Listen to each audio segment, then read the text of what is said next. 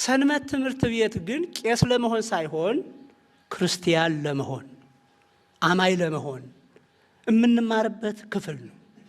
ስለዚህ ሴት በመሆኑ አትገለልበትም፣ ወንድ በመሆኑ የተለየ ቦታ አይሰጠውም። ሴቶችንም ወንዶችንም መሰረተ እምነት የምናስተምርበት ክፍል ነው።